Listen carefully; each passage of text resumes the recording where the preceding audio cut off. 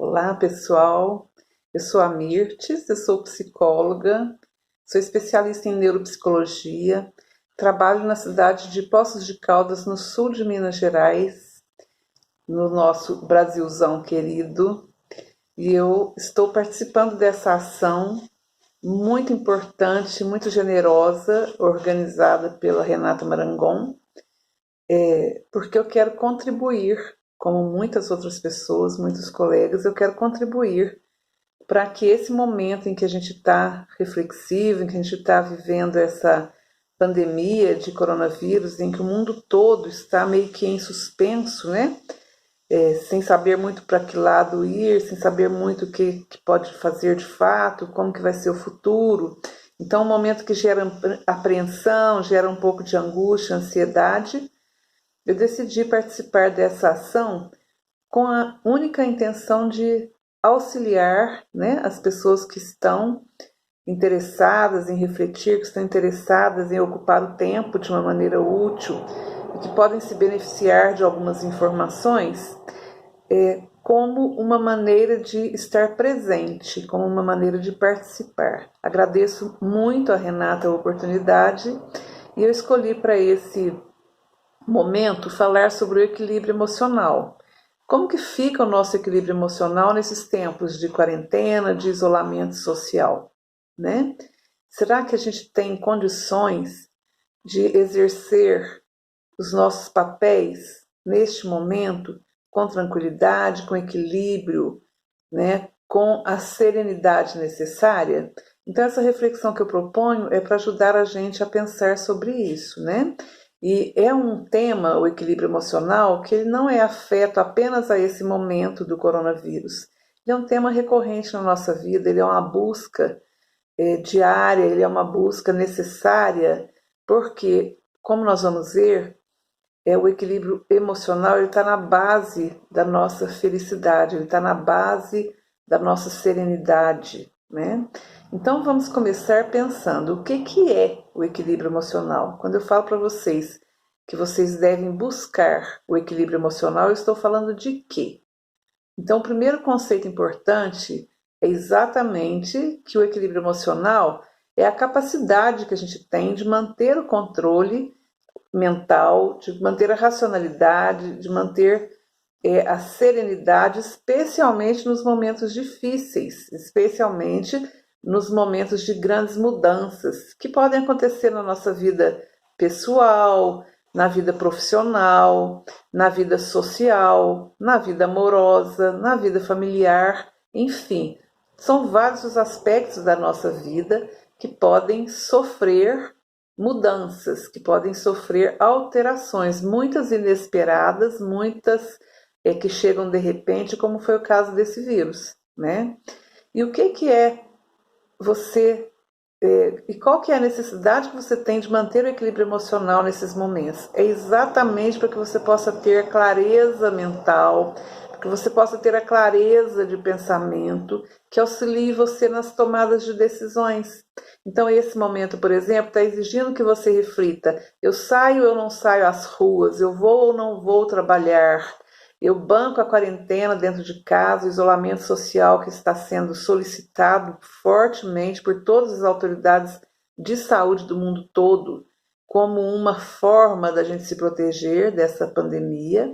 Então, eu vou ficar em casa, vou acolher esses ensinamentos, ou eu vou sair para trabalhar, para colocar as minhas atividades externas, para me socializar, porque eu preciso trabalhar, eu dependo da renda para viver, especialmente quando você não é assalariado, que tem uma renda garantida, né? Porque inclusive os assalariados agora no Brasil vão ter perdas, né? Já estão sendo efetivadas as reduções de salários, muitas demissões. Então, como vocês podem ver, é um dilema importante. Eu fico em casa ou eu vou trabalhar e me sustentar, buscar meios de sustentação? Nesses momentos, a clareza de pensamento para você tomar uma decisão é fundamental. E essa decisão tem que estar fundamentada no seu equilíbrio emocional, na sua serenidade. Outra coisa é que na questão do equilíbrio emocional, quando a gente tem, a gente consegue lidar melhor com os imprevistos sem perder a racionalidade, mas principalmente sem se desesperar. Então, o equilíbrio emocional permite que a gente tenha essa serenidade, né? E preserve a calma e principalmente permite que a gente preserve a saúde mental. Ou seja, o equilíbrio emocional ajuda a gente a manter os focos nos nossos desejos, nas nossas necessidades, nas nossas questões, né, que têm que ser decididas.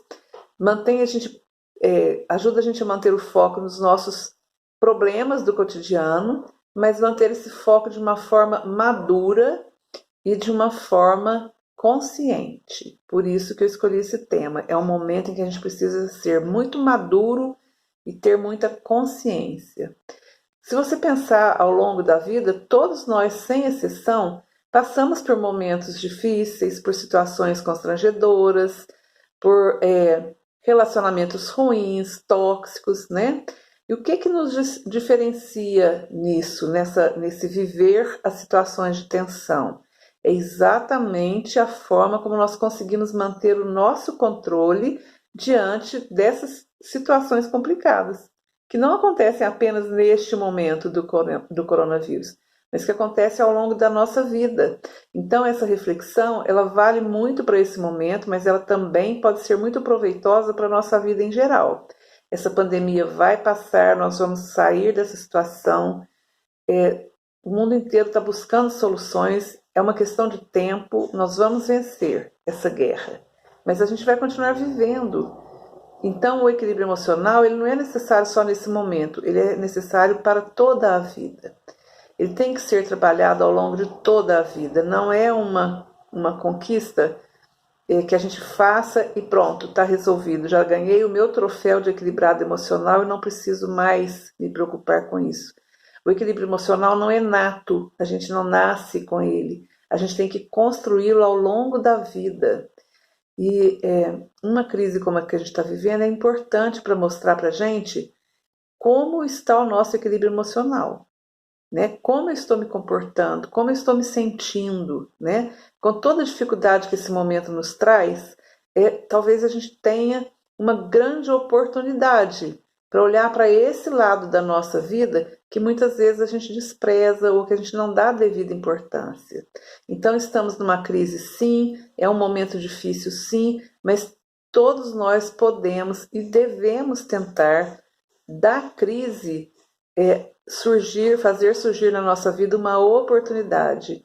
Nessa proposta que eu trouxe de reflexão, é uma oportunidade de conquistar um equilíbrio emocional mais consistente, mais duradouro, mais fundamentado numa coisa muito importante, que é o autoconhecimento. A gente tem que saber quem a gente é, a gente tem que saber o que a gente tem de bom, valorizar as nossas competências, as nossas qualidades.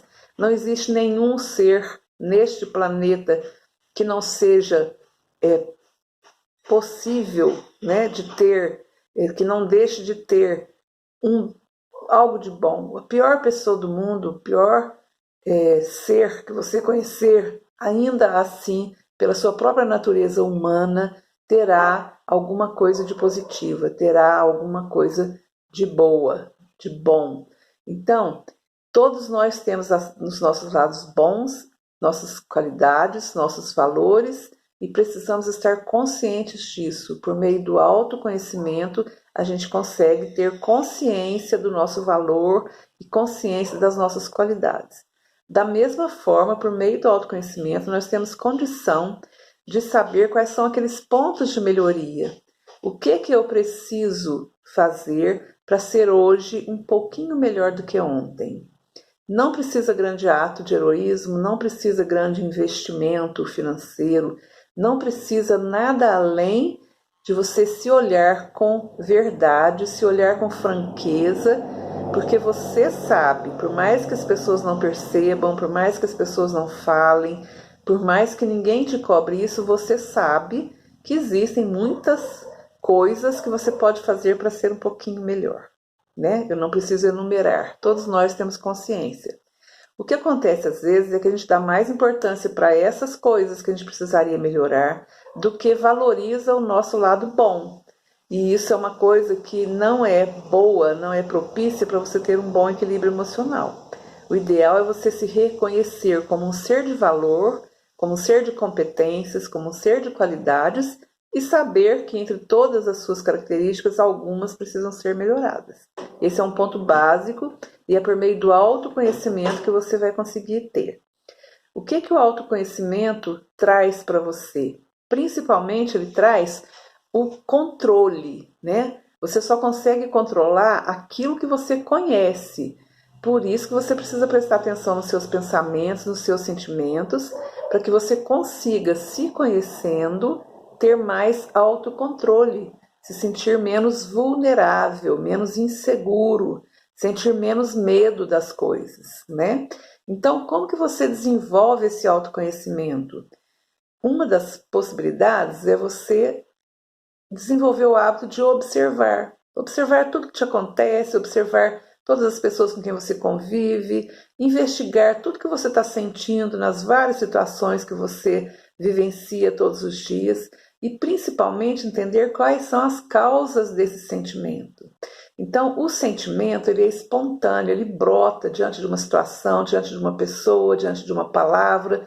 Você não tem controle sobre o que você vai sentir, tá? Mas você, a partir do momento que toma consciência do que está sentindo, precisa nomear esse sentimento, então entender o que exatamente você está sentindo, para que sabendo o que é, você decida se você quer manter esse sentimento, se você quer modificá-lo, se você quer descartá-lo, enfim, para assumir o controle da sua vida. É isso que vai te dar equilíbrio emocional. Então, não estou dizendo que você não vai sentir tristeza, raiva, medo, aborrecimento, alegria, satisfação, vontade. Todos os nossos sentimentos são válidos, eles são espontâneos, a gente não deve ignorá-los. Ao contrário, não tente reprimir os seus sentimentos, não tente sufocar aquilo que você está sentindo. Ao contrário disso, deixe o sentimento aflorar, sem medo, tente entender o que você está sentindo e principalmente tente dar um nome para isso. Quando você nomeia o sentimento, automaticamente você pode passar a ser mais dona do controle sobre ele, né? Você pode ser uma pessoa que reconhece o sentimento e domina esse sentimento e decide o que quer fazer com ele. Aí está a necessidade do nosso controle emocional. A pessoa que não tem esse controle, que é muito impulsiva, que acha que pode só sentir e explodir, que acha que tudo que sente pode ser dito, pode ser colocado sobre o outro, essa pessoa está equivocada. Uma convivência harmoniosa e o nosso equilíbrio emocional exige esse olhar crítico para o que a gente sente, a nomeação desse sentimento e a decisão sobre o que você quer fazer com esse sentimento. Alguns são nobres, são agradáveis, são tranquilizadores, você deve cultivar, manter, ampliar a possibilidade deles. Outros são sentimentos menos nobres, mais negativos, que te causam ansiedade, depressão, tristeza, então você deve descartar. Você deve desenvolver defesas psíquicas que permitam que você não pare muito tempo naquele sentimento que é ruim, né? Outra coisa importante que vem do autoconhecimento, que você pode usar para aumentar o seu conhecimento, é uma autocrítica permanente. Vejam bem que a autocrítica não é a autodepreciação. A autocrítica é você olhar para si, para suas atitudes, para os seus pensamentos com criticidade, quer dizer, avaliar a pertinência daquilo, avaliar a necessidade de manter aquilo na sua mente, avaliar a importância daquilo na sua vida. Com um cuidado muito importante, gente. A autocrítica não pode ser severa. Boa parte das pessoas se desequilibra porque é extremamente exigente consigo mesmo. É extremamente severo na crítica que faz sobre as suas ações, sobre os seus pensamentos, sobre os seus sentimentos. Eu vou deixar para vocês um aconselhamento. Faça exatamente o contrário. Faça uma autocrítica, sim. Façam essa autocrítica com sinceridade, com franqueza, com vontade de se compreender melhor, mas faça principalmente essa autocrítica com generosidade.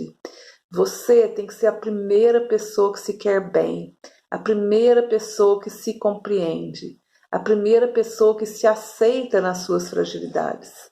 Essa autocrítica ela tem que servir de instrumento de desenvolvimento para você.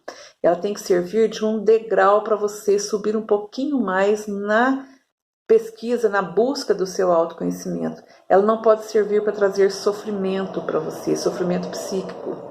A pessoa que tem uma autocrítica muito severa fica se depreciando, se culpando, buscando autopunição desnecessariamente. Então faça autocrítica, mas faça uma autocrítica equilibrada também.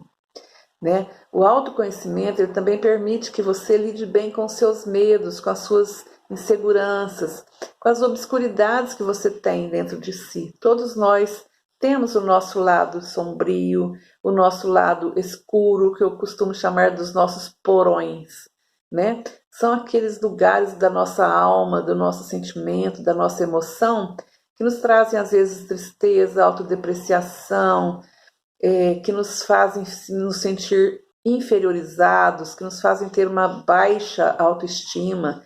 Então, quando a gente se conhece um pouco melhor, a gente consegue lidar também melhor com esses medos e com esses sentimentos, né, de obscuridade. Outra coisa que o autoconhecimento traz para nós, muito boa, é a capacidade de discernimento entre aquilo que é certo e aquilo que é errado. Quando eu me conheço, eu consigo ser congruente. O que é a congruência? É aquela capacidade que a gente tem de agir de acordo com o que nós pensamos, de acordo com a nossa consciência, de acordo com aquilo que nós realmente queremos e dentro dos nossos padrões morais, dos nossos valores sociais, culturais. Então, o discernimento entre aquilo que é certo e que é errado é muito importante para que a gente mantenha essa congruência, né? Essa congruência vai nos trazer mais autoconfiança. Essa congruência vai nos tornar menos vulneráveis. Se eu sei quem eu quero, se eu sei se eu sei quem eu sou, se eu sei o que eu quero, se eu sei aquilo que eu não aceito em hipótese alguma porque me violenta, se eu sei aquilo que eu estou disposta a negociar porque tem flexibilidade dentro de mim para isso, e se eu sei melhor quem eu sou, eu consigo ser congruente e sendo congruente eu consigo ser mais feliz.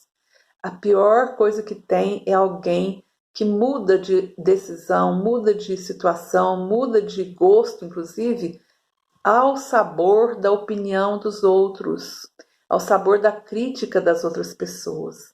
A pessoa que faz isso é muito vulnerável, está faltando a essa pessoa congruência.